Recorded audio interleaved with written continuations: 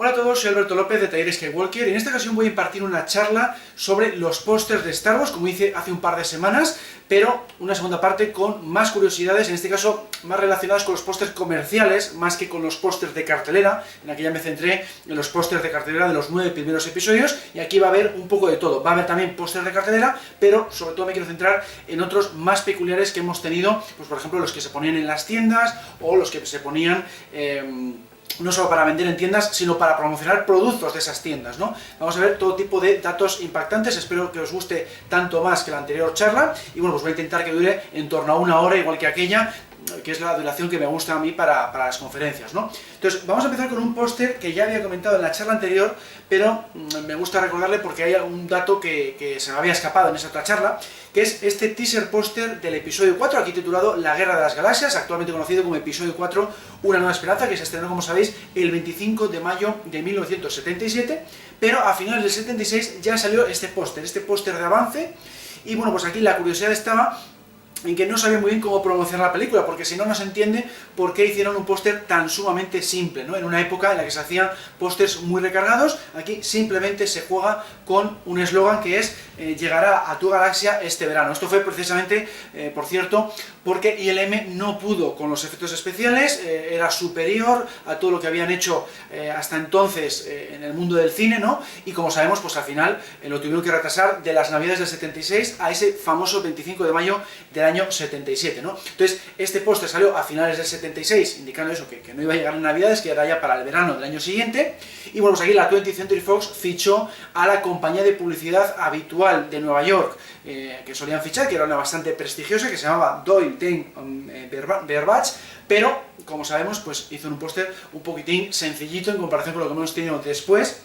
Y aquí la curiosidad que no comenté, hasta aquí es más o menos lo que comenté en la charla anterior, lo que se me escapó comentar en esa charla es que hubo dos versiones de este mismo póster. Este salió a finales del 76 y si nos fijamos en el logo de Star Wars es distinto, tiene una W picuda. ¿Por qué se cambió esto? Pues también por una cuestión técnica de los efectos especiales. Cuando ILM hizo el famoso rótulo amarillo, con todo el texto que vino después, pues veían que esto de Star Wars como que no se veía en condiciones cuando se alejaba de la cámara, ¿no? Tenían que hacer un diseño diferente, sobre todo para esa W, y es lo que tuvimos después en el segundo teaser póster de la película. Este salió ya a principios del año 77 y tiene el logo que conocemos, el logo de Star Wars que sale al principio de cada película y el logo que acompaña a los diferentes productos de merchandising. Bueno, pues ese es el dato que se me había escapado de la charla anterior y por eso he querido empezar por aquí, por este póster de cartelera de avance. Esto, os preguntaréis, ¿por qué meto esto si esto es la portada de La Novelización, que salió también a finales del año 76? Bueno, porque esto, años después, se convirtió también en póster. Quitaron los rótulos y se convirtió en un póster de estos pequeñitos, de 40 por 11 centímetros, y aquí la curiosidad está en que fue realizado ni más ni menos que por Ralph McQuarrie, que como sabéis, fue el que hizo las ilustraciones conceptuales con las que luego George Lucas consiguió vender el producto a la 20th Century Fox. Y aparte trabajó también en fondos pintados sobre cristal y bueno, pues hizo una labor increíble de diseño en las 3 películas de trilogía clásica. Fue tan bueno que George Lucas le pidió volver con el episodio 1, pero ahí se negó porque se había cansado un poco del género, era ya también bastante mayor y bueno, pues fue sustituido, como sabemos, por Doug Chiang, que trabajaba en la propia ILM, ¿no? Bueno, pues aquí hay que comentar que vemos un diseño distinto en los personajes, ¿no? El más parecido puede ser Luke, que más o menos, pues bueno, va de blanco, pero no tiene su traje de granjero, vamos a decir. El casco de Darth Vader tiene piezas distintas, y lo mismo se puede decir de los droides C-3PO y R2D2. Incluso Chewbacca, pues también es un poco más esbelto, y un poquitín más distinto en cuanto a la cabeza que lo que hemos visto después, porque se hicieron muchísimos diseños, y digamos que aquí para hacer este póster, pues pareció basarse en ellos, ¿no? En los diseños descartados de estos personajes. Esto es un poco lo que se puede comentar de este póster basado en la portada de la novela, que por cierto fue un gran éxito de ventas incluso antes de que se estrenara la película. Estamos hablando de en torno a 5 o 6 meses antes de que se estrenara la película y se vendieron cientos de miles de unidades allí en Estados Unidos, lo que auguraba pues un gran éxito para la película. De hecho, ya en el 77 salió una segunda edición de todo lo que había vendido y siguió vendiéndose muy bien, porque claro, ya con esto en la película, pues los libros se venden todavía mejor y a lo largo de las décadas, pues han vendido millones de ejemplares, sobre todo de esta primera adaptación de Star Wars, ¿no? Aquí contó con una portada nueva, en este caso la realizó otro artista que se llamaba John Perky, y bueno, pues como vemos, pues tiene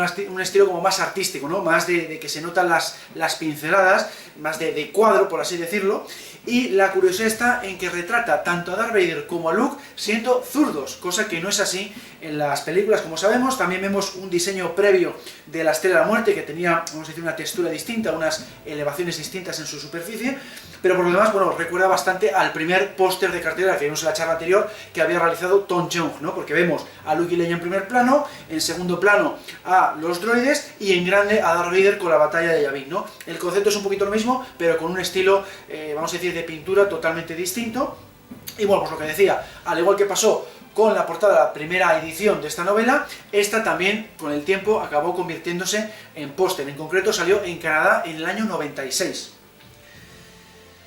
Aquí vemos otro póster magnífico que hizo John Berkey. Lo que pasa es que en este caso no era póster como tal, era el típico inserto que se mete de regalo en las bandas sonoras para promocionar su venta, y es lo que se hizo con la banda sonora de la primera película, del episodio 4, se metió este inserto, y aquí la curiosidad está en que el artista no había visto la película y por tanto se tomó ciertas libertades. Sobre todo lo que más nos choca aquí es que hay como 4 halcones minerarios en la batalla de Yavin, algo que como sabemos pues no puede ser porque solamente hay una, la nave de Han Solo. Y bueno, pues comentaba el artista al respecto que sí, que no había visto la película y además no quiso verla, no la vio en toda su vida, no tuvo esa curiosidad de decir, bueno, pues voy a ver la película para la que he trabajado ya en 2 pósters. Bueno, pues no la hizo en ningún caso, y eso es un poco lo llamativo de este póster, que ya digo, que fomentó un poco las ventas del disco, y de todas formas, bueno, la calidad era de sobra, ¿no? La que proporcionó John Williams con su partitura, se llevó el Oscar, y el disco se convirtió en el disco de banda sonora instrumental más vendido de todos los tiempos, con más de 4 millones de copias vendidas. Creo que es un récord que todavía no ha sido superado. Vamos ahora con este póster tailandés que se utilizó durante el estreno en este país en el propio año 77, y bueno, pues como vemos reutiliza la imagen del tercer póster de estreno americano que había realizado Tom Chanter, que ya comenté en la primera parte de esta charla. Y bueno, pues aquí la curiosidad está que, bueno, aparte de que se tradujeron los textos al tailandés, eso, bueno, pues no es novedad, eso es algo que se hacía en todos los países. Aquí lo curioso del caso está es que en la esquina inferior derecha se puso un texto en inglés que no tiene nada que ver con la película, porque pone The War of the World, es decir, la guerra del mundo. Bueno, pues una cosa bastante extraña lo que se hizo en esta ocasión, y es algo que ocurría mucho en estas épocas, ¿no? A partir de los 90 ya se empezaron a hacer campañas internacionales, pero de los 90 hacia atrás pues se tomaban muchas libertades en muchos países, y se cree pues que este tipo de modificaciones pues no estaba al tanto Lucasfilm, porque si no, evidentemente lo hubiera comentado, lo hubiera modificado, ¿no?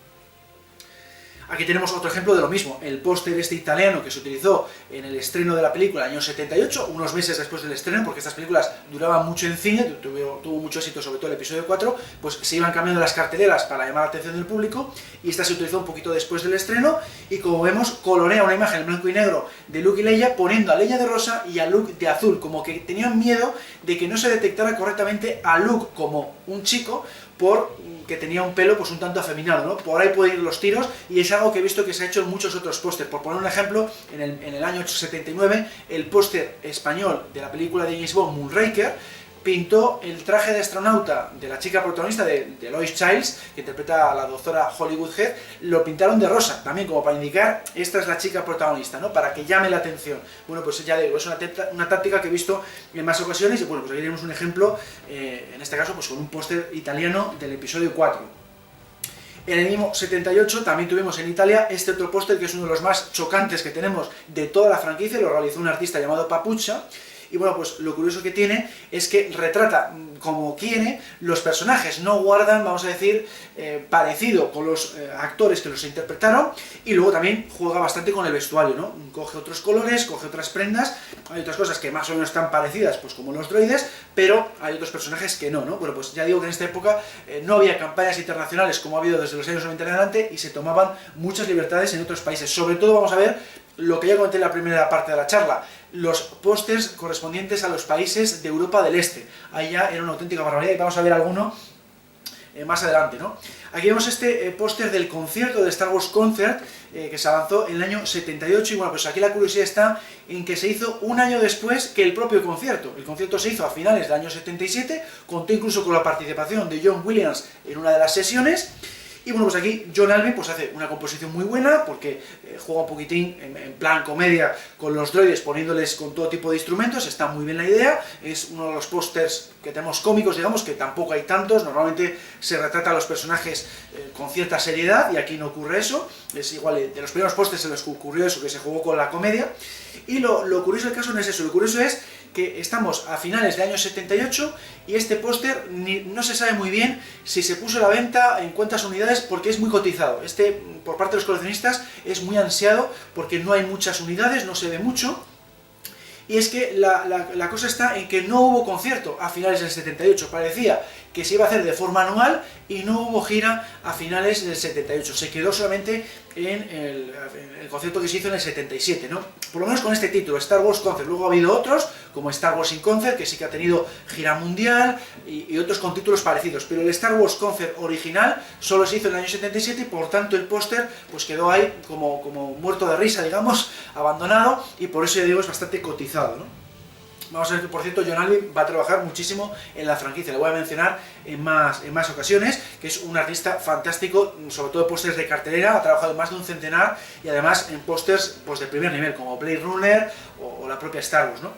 Vamos ahora con otro concierto, en este caso un concierto de ciencia ficción en general, de cine de ciencia ficción en general, se llamaba Sounds of Space, y bueno, pues aquí le encargaron la tarea ni más ni menos que a Ralph McQuarrie, y tuvo la brillante idea de poner una serie de planetas con una tuba, ¿no? Para dejar claro de qué estamos hablando, ¿no? De un concierto de bandas sonoras de cine, y bueno, pues abajo pone un poquitín las películas que se iban a...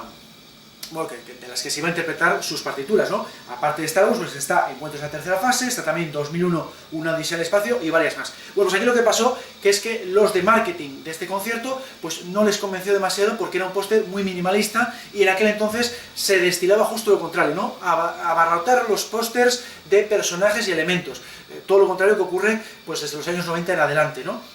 Bueno, pues ¿qué es lo que hizo Ralph McQuarrie? Pues hizo una segunda versión en la que volvió a jugar un poco con esos mismos elementos, con planetas y una tuba, pero añadió a Obi-Wan Kenobi, a un personaje Flash Gordon y a una nave de encuentros en la tercera fase. Quedó una composición más potente, pero bueno, al final, por parte de marketing del concierto, usaron los dos, de todas formas, ¿no? E incluso pidieron a otro artista que hiciera un tercer póster, que fue este de Bob Johnson, que está también muy cómico, porque pone a una orquesta sinfónica compuesta de soldados imperiales con C-3PO a la batuta. Bueno, pues y encima están tocando ni más ni menos que en la luna. Está muy original también este tercer póster de este concierto. Aquí vemos otra vez a Ralph McQuarrie en acción, realizó este póster para regalar entre los miembros del club de fans oficial, el club de fans americano que sigue vigente en la actualidad, y bueno, pues en el año 78 se quiso, digamos, recompensar a los que eran miembros regalándoles esta fantástica ilustración de la batalla de Yavin, que me parece una obra maestra, ¿no? Transmite muy bien la acción de la escena. Aquí tenemos un póster comercial también bastante curioso porque retrata una escena en concreto, que es la escena de la cantina. En aquel entonces decía George Lucas que llamó muchísimo la atención porque no era habitual poner a tantos alienígenas diferentes en la misma escena y además todos llevándose bien, en armonía, en un bar, ¿no? Normalmente, si miramos películas de Star Wars hacia atrás, pues normalmente eran especies invasoras, había que combatirlas, era una amenaza, y aquí están todos conviviendo en una cantina, ¿no? Fue una de las escenas que más se comentó después de que se estrenara la película en Estados Unidos, y bueno, pues gracias a ese éxito de esta escena se dedicó, vamos a decir, se planificó hacer un póster comercial de estos que se venden en tiendas, los típicos de 70 por 90 debía ser, y lo realizó Bill Selby. ¿Qué es lo que ocurrió? Que George Lucas metió mano también a este póster. Siempre estaba muy vigilante, no solo de las películas, del vestuario, las armas, las naves, los personajes, sino también temas de merchandising, y aquí no le pareció bien los personajes que había escogido el artista y le pidió que los cambiara. Entonces los que vemos aquí en esta imagen son ya los definitivos, los del póster que se vendió, pero anteriormente pues probablemente estaría por ahí, por ejemplo, el Hombre Lobo, que luego, como sabemos, le quitó de la edición especial del 97. Había vestuario que no le había convencido porque, claro, había estado enfermo Stuart Freeborn del departamento del taller de criaturas allá en Inglaterra, habían tenido que tirar de otro tipo de vestuario de los propios Elstree Studios, y claro, pues no le pegaba pues poner ahí un Hombre Lobo, y ya pues con la edición especial del 97 pudo quitarla de en medio, le sustituyó por otro personaje, y así con algún otro, ¿no? Bueno, pues aquí pasa un poquitín lo mismo con este póster comercial. Este póster japonés que se utilizó en el verano del 78 con motivo del estreno en este país, lo realizó Orai, que vamos a ver que ha trabajado en más ocasiones en la franquicia, y bueno, tiene la particularidad de mostrar el primer diseño del halcón milenario. Lo que está en el centro no es la Tantive 4 que conocemos, es la nave que iba a haber sido la nave de Han Solo al comienzo. Lo que pasa es que se parecía demasiado a la nave protagonista de la serie de televisión Espacio 1999, estaba teniendo mucho éxito, sobre todo en Inglaterra, duró un par de temporadas. Y claro, la nave protagonista pues era un poquito así, con una cabina cónica en la parte delantera. Entonces dijo Lucas, no, esto no puede ser, tenemos que evitar aquí problemas de que nos denuncien por plagio. Entonces para el halcón milenario, que es una nave muy protagonista, quiere otro diseño, ¿no? Entonces se le ocurrió jugar con la forma de una hamburguesa, se lo pasó a los DLM y dieron con la nave que vemos aquí en primer plano, justo detrás de los personajes, con la cabina cónica en un lateral y un diseño espectacular, ¿no? Lo gracioso de eso es que, como se habían basado en una hamburguesa, la llamaron por burger a esta nave, hamburguesa de cerdo, ¿no? Y bueno, pues eso es lo que se puede comentar de este póster, que por lo demás pues está espectacular, porque juega más con las naves que con los personajes, es un poquitín distinta en ese estilo. Vemos a los cazas TIE como alineados, que parece recordar al Space Invaders, ¿no? que había tenido mucho éxito en las recreativas de aquella época. Y a pesar de esta nave, que no aparece en la película realmente como tal, luego se modificó para convertirse en la Tantive 4 con una cabina distinta que no es cónica, como sabemos. Lo curioso del caso es que a pesar de ese defecto, digamos, o esa cosa que no aparece en pantalla, lo reutilizaron para lanzarlo como póster en el año 96. Este póster de reestreno se utilizó durante el reestreno japonés del año 82, también lo realizó el propio Orai, y de nuevo juega muchísimo con el halcón milenario, ¿no? Le pone en primer plano, destacando por encima de los personajes. Vemos a los buenos, digamos, en la parte inferior con algún que otro soldado de salto, en la parte de arriba lo de siempre, la batalla de Yavin con Darth Vader, pero está más espectacular que nunca gracias al hecho de destacar al halcón milenario, ¿no? Y ponerle ahí en diagonal, está fantástico. Bueno, pues aquí la curiosidad está en que en este reestreno japonés, que como vemos fue un par de años después del estreno del año 78, se dobló la película al japonés.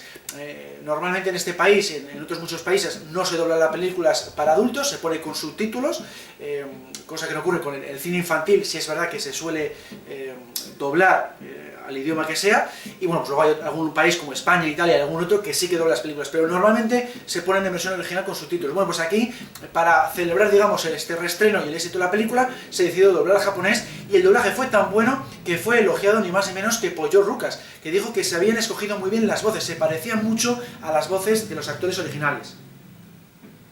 Aquí tenemos otro póster japonés, en este caso se utilizó durante el estreno del año 78, en verano de aquel año, y bueno, pues aquí vemos una cosa que ocurrió muchísimo en los pósters japoneses desde décadas atrás en adelante, ¿no? Se jugaba mucho con fotomontajes, les gustaba más tirar de fotomontajes que de ilustraciones, pero la curiosidad aquí está en que entremezclan ambas cosas, porque tienen elementos dibujados de los dos primeros pósteres americanos, el póster de Tom Jung y el póster que hicieron los hermanos Hildebrand, y lo combinan con fotos de Luke, Leia, Han Solo e incluso un pasillo del bloque de prisión de la Estrella de Muerte. Está espectacular, pero resulta raro de cara, digamos, al público occidental por esa mezcla, ¿no?, de ilustración con fotomontaje. Aquí tenemos otro póster japonés también del estreno del año 78, en este caso lo hizo un artista llamado Seito, y bueno, pues juega pues con el concepto que conocemos del primer póster que hizo Tom Jung en Estados Unidos, pero lo exagera todavía más, porque vemos a un Luke todavía más musculoso y a una Leia con unas piernas todavía más largas, porque allí en Japón se dice que a los japoneses las traen mucho las mujeres altas, ¿no? Siempre se buscaba llamar la atención con estos pósters de cualquier manera para que la gente fuera al cine a ver las películas, y por lo demás, bueno, pues la composición es bastante parecida. Cambia un poquito también la pose de los droides, que están a mano izquierda además en vez de a mano derecha, pero de fondo pues tenemos otra vez a Darth Vader en grande, a la Estrella de la Muerte, a la batalla de Yavin. Es un poco el concepto parecido, pero con ciertas diferencias, ¿no? Este otro póster japonés se utilizó en las tiendas para fomentar las ventas de la banda sonora en este país, la banda sonora del episodio 4, y bueno, aquí la curiosidad está en que vemos a la Estrella de la Muerte boca abajo, que es algo que se va a repetir en alguna que otra imagen, pero no es lo habitual. Y luego otra cosa que a mí nos choca es ver a una NX disparando al caza TIE avanzado de Darth Vader, cosa que no ocurre en la película, ¿no? Incluso en pósters, vamos a decir, basados en fotos, también se toman ciertas libertades los creadores. En este caso, pues debió ser una agencia de publicidad de allí de Japón. Aquí también tenemos un póster que no se vendía en las tiendas, un póster que se ponía en las tiendas para promocionar un producto. En este caso pues lo he querido poner porque es un producto de los más raros que hemos tenido dentro del merchandising de Star Wars, que es un Scalestri de Star Wars, en el que, como vemos, iban naves por las pistas como si fueran coches, era la típica pista ovalada, y bueno, pues según parece, pues podían chocarse y salir disparadas por los aires, ¿no? Bueno, pues bastante curioso porque no tiene que ver con lo que vemos en pantalla, ¿no? Está representando la batalla bien como si fuera una carrera, y eso es algo que se ha visto pocas veces en la saga. Normalmente los productos de Star Wars tienden a ser fieles a lo que vemos en la película, ¿no? Ha habido juegos de mesa por ahí pues que retrataban de una forma o de otra, pues cómo escapaban los protagonistas de la Estrella de la Muerte, por ejemplo. Pero aquí estamos viendo una carrera de coches, ¿no? Es algo totalmente disparatado y ha ocurrido en más ocasiones. Como sabemos, han salido también coches tipo Hot Wheels con la forma de los personajes de Star Wars, pero no es lo habitual. Normalmente se suelen retratar de una forma bastante fidedigna a los personajes y a las escenas.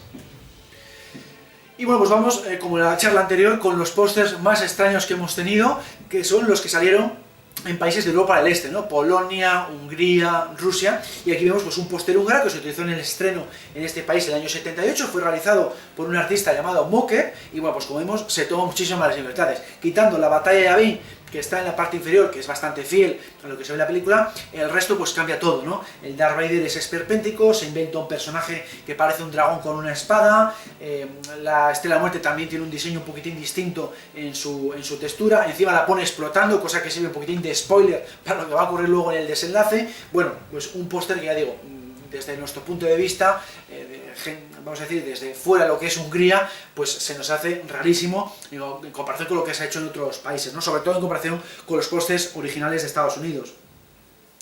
Aquí vemos un poco lo mismo, este póster polaco que hizo Habub Erol en el año 79 con motivo del estreno en este país, pues no tiene nada que ver con lo que estamos acostumbrados. Normalmente se suele jugar más con los protagonistas, con Darth Vader, Luke, Leia y Han, y aquí sin embargo coge a Han Solo, a C-3PO, y le pone en primer plano. Debe ser que le gustó mucho este droide, o que igual entendía que iba a atraer más al público de su país mostrando a este droide, porque si no, no se entiende, ¿no? No es protagonista. Si me pones a Luke, a Vader, pues todavía, pero poner a C-3PO se hace muy raro porque estamos hablando de uno de los personajes, digamos, ya secundarios, ¿no? Aquí vamos con los pósters rusos, vamos a ver algunos de los que se hicieron durante el estreno en este país. Tuvieron que esperar a los rusos hasta el año 90 para poder ver el episodio 4 en cines, porque con la Unión Soviética pues muchas películas occidentales estaban prohibidas, pasaba también con las películas de James Bond, por ejemplo, a menos que circularan de forma pirata en diferentes formatos, ¿no? Pero lo que es en cine con estreno oficial, los rusos tuvieron que esperar hasta el año 90 y la campaña publicitaria pues fue de las más esperpénticas que yo he visto relacionadas con Star Wars. Aquí vemos que, por ejemplo, retrata a Darth Vader como si fuera una especie de puma robótico con espadas láser en la cabeza y lo rodea de una especie de jeroglíficos, ¿no? Más raro no puede haber sido un póster de Star Wars, en este caso el autor fue Igor Makstroski. Vamos ahora también con otro póster ruso, en este caso lo hizo Yuri Boxyor, también en el año 90 con motivo del estreno de la película en este país, y de nuevo se inventa a una especie de hombre roca y mirando, pues no se sabe si a un planeta o a una estrella de muerte que parece una bola de discoteca, ¿no? Con esa textura, digamos, de cuadrícula. Muy raro también este póster ruso. Y vamos con otro más, en este caso en el año 91, se debió utilizar pues probablemente porque hubo un reestreno o porque igual la película tuvo tanto éxito que se mantuvo hasta el año siguiente, que no me extrañaría nada. En este caso lo realizó Alexander Chantev y bueno, pues de nuevo libertad total, ¿no? Metió ahí 3 alienígenas que no aparecen en la película.